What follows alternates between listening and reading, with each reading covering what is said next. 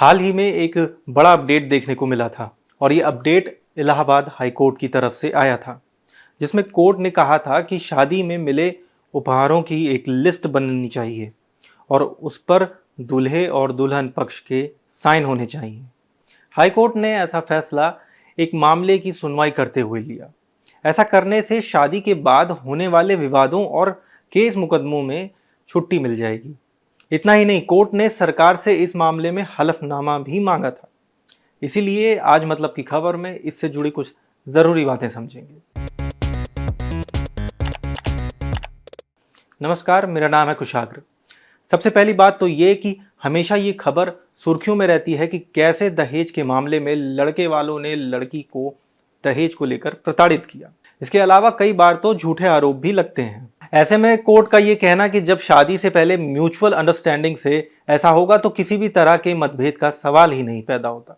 लेकिन फिर भी कोई विवाद होता भी है तो फ्यूचर में लगने वाले आरोपों पर रोक लगाई जा सकती है। इतना ही नहीं, कोर्ट ने दहेज प्रतिषेध अधिनियम के तहत ये बात साफ कर दी है कि ऐसा किया जाना चाहिए ताकि दूल्हे और दुल्हन को जो भी तोहफा या उपहार मिला है उसकी सूची बनाई जा सके। इतना ही नहीं, दहेज की मांग को लेकर आरोप लगाने वाले लोग अपनी अर्जी के साथ ऐसी लिस्ट क्यों नहीं लगाते। कोर्ट ने यह भी कहा कि यह जरूरी है कि दहेज प्रतिषेध अधिनियम का उसकी पूरी भावना के साथ पालन होना चाहिए। अदालत का कहना है कि यह नियम बताता है कि दहेज और उपहारों में क्या अंतर है। शादी के दौरान लड़का और लड़की को मिलने वाले गिफ्ट्स को दहेज में शामिल नहीं किया जा सकता।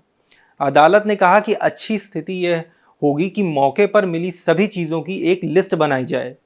इस पर दूल्हे और दुल्हन दोनों के ही साइन भी हों। इससे फ्यूचर में लगने वाले बेवजह के आरोपों में रोक लगाई जा सकेगी। दरअसल भारत में शादियों में गिफ्ट देने का रिवाज है। भारत की परंपरा को समझते हुए ही गिफ्ट्स को अलग रखा गया है। यही वजह है कि जब लिस्ट बन जाएगी तो बेवजह के आरोपों से छुटकारा पाया जा सकेगा। अक्सर शादी के बाद विवाद होने पर ऐसे आरोप लगाए जाते हैं।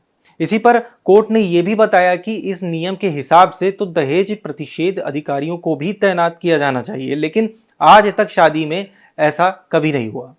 राज्य सरकार को बताना चाहिए कि उसने ऐसा क्यों नहीं किया, जबकि दहेज की शिकायतों से जुड़े मामले खूब बढ़ रहे हैं। एक बात और भी है कि इलाहाबाद हाईकोर्ट का यह स्टेटमेंट दहेज उत्पीड़न के मामलों को लेकर सही भी है।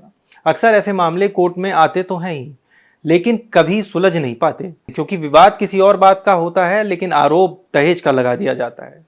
इस तरह की सिचुएशन के लिए ये स्टेटमेंट सही है।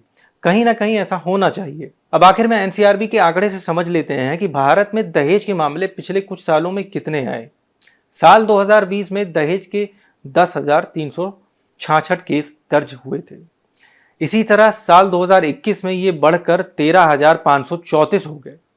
इसके अगले ही साल 2022 में भी 13,469 दहेज के केस दर्ज किए गए।